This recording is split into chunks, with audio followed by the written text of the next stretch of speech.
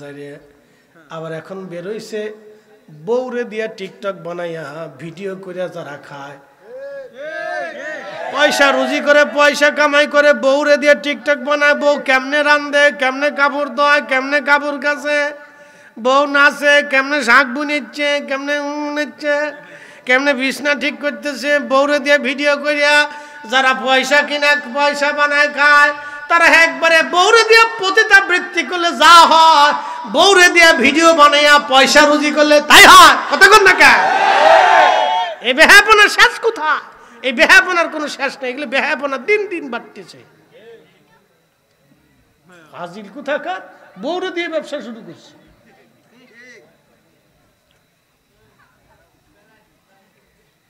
কথা ক্লিয়ার না ভেজাল আছে?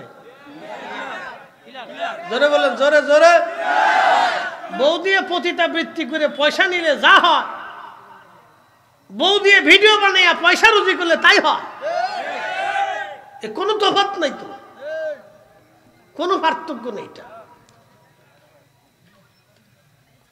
যত দিন যাইতেছে তত আমাদের দেশে মানে এটা বলার কোনো ভাষা নাই, তত দিন খালি শুধু মানুষ ল্যাংটার দিকে যাইতেছে।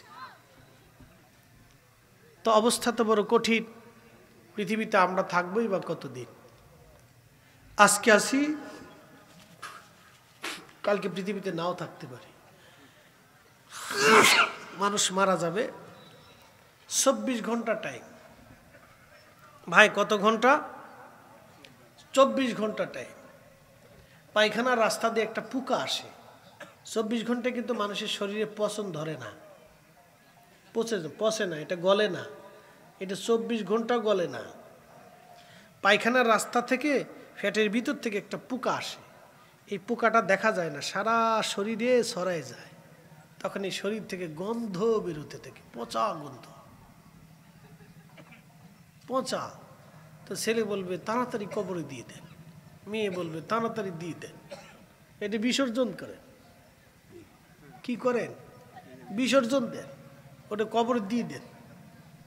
স্ত্রী বলবে তাড়াতাড়ি কবরে দিয়ে দেন, এটা বিসর্জন দিয়ে দিচ্ছি, চলে গেছে, শেষ, দিয়ে দেন।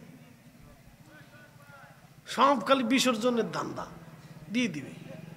কেউ আপনাকে রাখবে না, রাখার সুযোগও নাই। মাটির নিচে দিতে পারলেই বাঁচে। কত সময় পর্যন্ত গ্রামের মানুষও তাড়াতাড়ি বলবে, আত্মীয় স্বজন বলবে ওদের কাজ আছে, লোকজনের কত কিছু ঝাইঝামেলা আছে, দূর থেকে লোকজন আসে, তাড়াতাড়ি বিসর্জন দেও, কবরে দিয়ে দেও, এটা মাটি দেও, এটা শেষ। ফাড়াফাড়ি, কাড়াকাড়ি, লাফালাফি, গুতাগুতি, মারামারি, ঝগড়া ফাসাদ সব শেষ, কিচ্ছু নেই। এবার এমন একজনের কাছে গেছেন যার কাছে আপনার জীবনের পাঁট পাঁট হিসাব দিতে হবে। এমন এক মালিকের কাছে আপনি ফিরে যাচ্ছেন যে যার কাছে আপনাকে হিসাব কষে বুঝে দিতে হবে।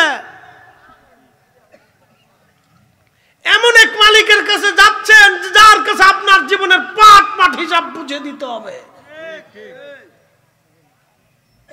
চলে যেহেতু যেতেই হবে তো বুঝে যেতে হবে। কবরে যেহেতু যেতেই হবে অতএব সজাগ হয়ে যেতে হবে। কবরে যেহেতু যেতে হবে আপনাকে দুইটা জিনিস নিতেই হবে, 1 নম্বর ঈমান, 2 নম্বর আমল। সাচ্চা কথা বলছি, একবারে বিশুদ্ধ কথা বলেছি। শ্রোতা বক্তা সবাইকে আমল করার তৌফিক দিক, সকলে বলে না আমিন।